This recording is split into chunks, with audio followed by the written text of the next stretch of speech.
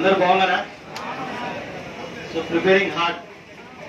So మీలాగే నేను కూడా గత 8 నెలల నుంచి చాలా హార్డ్ గా కష్టపడుతున్నా అండి.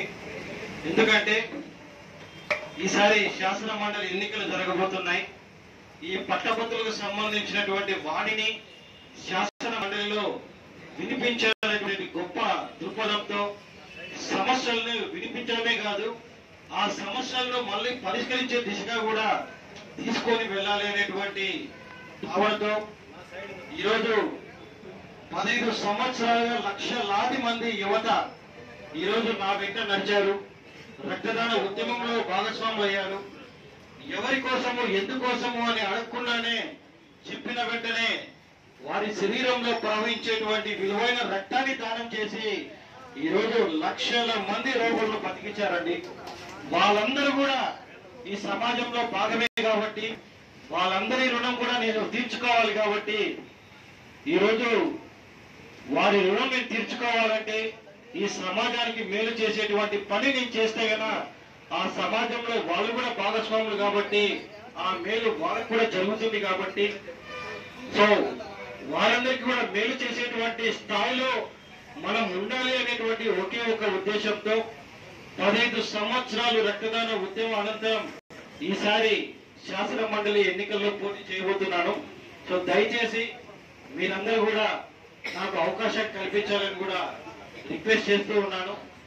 ఏ విధంగా అయితే రక్త కొరత లేని సమాజ నిర్మాణం కోసం 15 సంవత్సరాలు ఎంతో నిజాయితీగా నిబద్ధతగా స్వచ్ఛందంగా పనిచేశాను, అదే విధంగా రేపటి రోజున ఎమ్మెల్సీ అయిన తర్వాత కూడా మన యువత పడేటువంటి ఇబ్బందులు కావచ్చు, జాబ్ క్యాలెండర్ కు సంబంధించినటువంటి ఇబ్బందులు కావచ్చు, ఉపాధి అవకాశాలను కల్పించే విధంగా పరిశ్రమల నెలకొల్పే విధంగా ఖచ్చితంగా నేను పనిచేస్తానని ఈ సందర్భంగా మీ అందరికీ కూడా మాటిస్తున్నాను. ఎందుకంటే ఈరోజు 15 సంవత్సరాలుగా గ్రామ స్థాయిలో, మండల స్థాయిలో, నియోజకవర్గ స్థాయిలో, అదే విధంగా పట్టణాల్లో కూడా ఈరోజు నేను తిరిగాను రక్తదాన చైతన్య యాత్రలో భాగంగా. ఈరోజు వారందరూ కూడా పడేటువంటి, నా రక్తదాతలు కూడా పడేటువంటి ఇబ్బందులు చాలా దగ్గరగా నేను చూడడం జరిగింది. వారు కడుపు మార్చుకోనైనా సరే ఒక ప్రాణాన్ని బతికించేదానికి అడగ్గానే పరిగెత్తుకుంటూ వచ్చి రక్తం ఇచ్చినటువంటి ఎంతో మంది నిరుద్యోగులు ఉన్నారు ఈరోజు నా మిత్రులుగా. సో వాళ్ళందరికీ కూడా మేలు జరగాలంటే ఆ మేలు చేసేటువంటి స్థాయిలో మనం ఉంటేనే వాళ్ళందరికీ కూడా మేలు జరుగుతుంది. సో దీంట్లో మిరాకిల్స్ చేయలేకపోయినా ఈ పదవి వల్ల అట్లీస్ట్ ఎప్పటికప్పుడు కూడా సమస్యలు వచ్చినప్పుడు ఆ సమస్యలను అధికారుల దృష్టికి, నాయకత్వం దృష్టికి తీసుకువెళ్లి ఆ సమస్యలను పరిష్కరించే దిశగా ఖచ్చితంగా నేను పనిచేస్తాను. అదేవిధంగా ఏదైతే మన రాయలసీమ 3 జిల్లాలు, ఇది ఉమ్మడి కడప, కర్నూలు, అనంతపురం జిల్లాలకు సంబంధించినటువంటి ఎలక్షన్ ఇది. సో ఈ సంబంధించి మన ఈ రాయలసీమలో ఉన్నటువంటి వనరులు చాలా ఉన్నాయి. ఆ వనరులను ఉపయోగించుకొని ఇక్కడ ఎన్నో పరిశ్రమలు ఏర్పాటు చేసేదానికి మనకు వెసులుబాటు ఉంది. కానీ చాలా మంది ముఖ్యమంత్రులు కావచ్చు, మంత్రులు కావచ్చు, మన జిల్లాలు, మన రాయలసీమ నుంచి వచ్చిన వాళ్ళే, కాకపోతే పూర్తి స్థాయి కాన్సెంట్రేట్ వాళ్ళు చేయలేనటువంటి పరిస్థితి. సో నాకు వేరే పని అయితే లేదండి, ఖచ్చితంగా అభివృద్ధి ధ్యేయంగా పనిచేస్తాను. నాకు వేరే వ్యాపారాలు కూడా లేవు. అవకాశం ఇస్తే కదా నిజాయితీగా పనిచేస్తానని, సో నిజాయితీగా పనిచేస్తానని చెప్పేదానికి ఈరోజు నేను ముందుకు రావడం జరిగింది. సో ఇక్కడ 2019కి డిగ్రీ అయిపోవడం ఎవరన్నా ఉంటే ఒక్కసారి చేపైగెత్తారు. 2019కి డిగ్రీ అయిపోయిన వాళ్ళండి. అంతకుముందు ఎప్పుడైనా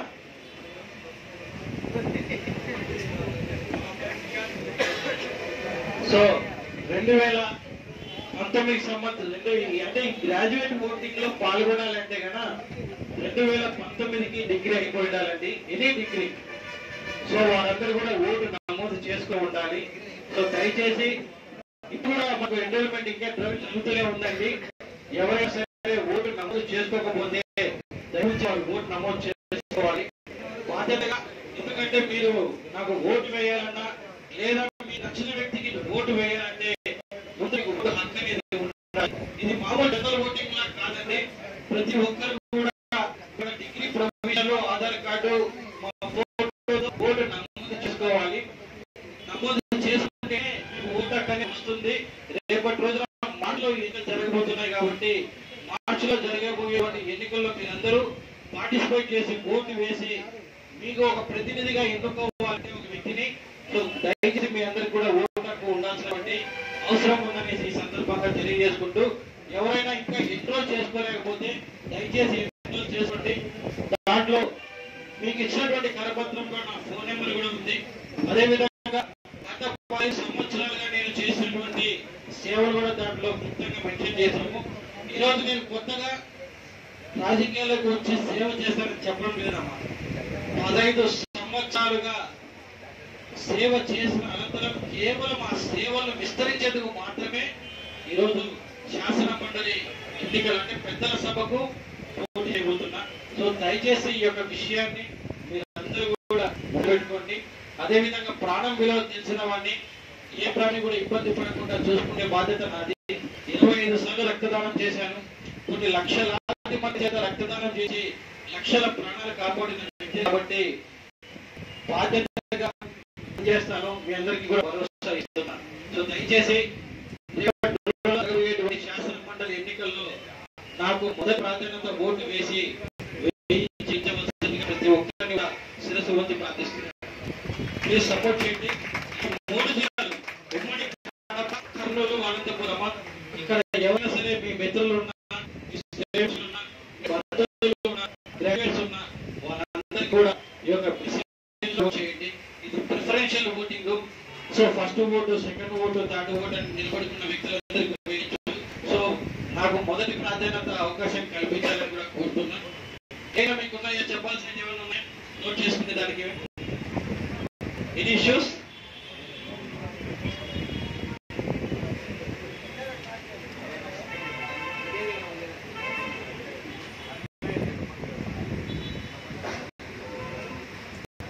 ఇష్యూస్ ఉన్నాయా? అంటే మీరు నాకు సమస్యలు తెలియజేస్తేనే కదా భవిష్యత్తులో ఆ సమస్యల పైన నేను పనిచేసేదానికి ఉంటుంది. సో పరిశ్రమ మన జిల్లాకు, మన రాయలసీమకు పరిశ్రమలు వస్తేనే ఉపాధి అవకాశాలు వస్తాయి. ఉపాధి అవకాశాలు ఉంటేనే అందరూ సంతోషంగా జీవనాన్ని గడపగలుగుతారు. కాబట్టి దానికోసం ఖచ్చితంగా ప్రయత్నం చేస్తానమ్మా.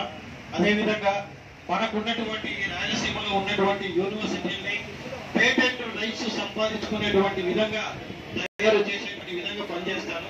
ఏ విధంగా అయితే మన యూనివర్సిటీ ఇప్పుడు అమెరికాలో ఉన్నటువంటి యూనివర్సిటీలకు అయితే 100 పేటెంట్ రైట్స్ ఉంటాయి.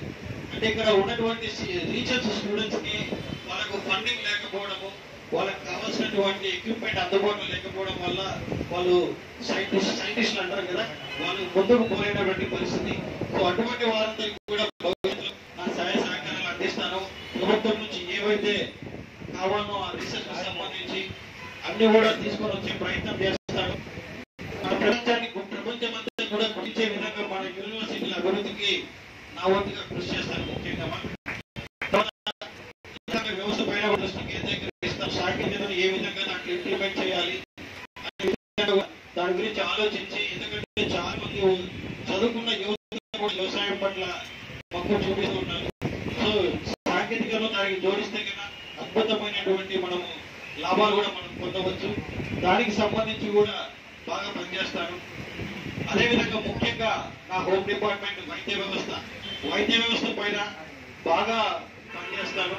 మనకున్నటువంటి ప్రభుత్వ హాస్పిటల్స్ ను బాగా అభివృద్ధి దిశగా తీసుకొని వెళ్తాను. ఇంకా మంచి ఫెసిలిటీస్ అక్కడ ఏర్పాటు చేస్తే, ఏ ఫెసిలిటీ ఏర్పాటు చేస్తే కన్నా అక్కడికి వెళ్ళేటువంటి పేద ప్రజలకు, రోగులకు మేలు జరుగుతుందో అటువంటి ఫెసిలిటీస్ అక్కడ ఏర్పాటు చేసేదానికి ప్రభుత్వ అధికారులతో కావచ్చు, అధినాయకత్వంతో కావచ్చు మాట్లాడి అవన్నీ కూడా ఏర్పాటు చేసేదానికి కృషి చేస్తానని ఈ సందర్భంగా తెలియజేస్తున్నాను. దయచేసి గుర్తుపెట్టుకోండి, ఎలక్షన్ లో సింబల్ ఉండదు. నేను ఇండిపెండెంట్ గా కంటెస్ట్ చేస్తున్నాను. ఓ పక్క చంద్రబాబు నాయుడు గారు ఉన్నారు, ఓ పక్క జగన్మోహన్ రెడ్డి గారు ఉన్నారు, మధ్యలో నేను పోటీ చేస్తున్నా. నా వయసు 31 సంవత్సరాలు. సో యువత రాజకీయాలకు రావాలా అంటున్నారు. ఈరోజు నేను వచ్చాను. సో దయచేసి గెలిపించుకోవాల్సినటువంటి బాధ్యత మీపై అని తెలియజేస్తున్నాను. సో అవకాశం ఇవ్వండమ్మా. దీంట్లో నా పేరు మాత్రమే ఉంటుంది బ్యాలెట్ లో. పట్టుపువ్వుల పవన్ కుమార్ అనేది మీరందరూ కూడా గుర్తు పెట్టుకోవాలి. నెంబర్ కూడా వస్తుంది. ఆ నెంబర్ వచ్చిన తర్వాత మరలా నేను మీ ముందుకు రావడం జరుగుతుంది. సో దయచేసి ఎన్నికల్లో పోటీ చేస్తున్నా కాబట్టి నాకు తెలిసి ఎన్నికల్లో హిస్టరీలోనే ఇంత ఇంత చిన్న ఉన్నటువంటి వ్యక్తి నేనే అవ్వచ్చు బహుశా. సో అంత పెద్ద నాయకులతో తలపడుతున్నా కాబట్టి, ఇంత ప్రధాన పార్టీలతో తలపడుతున్నా.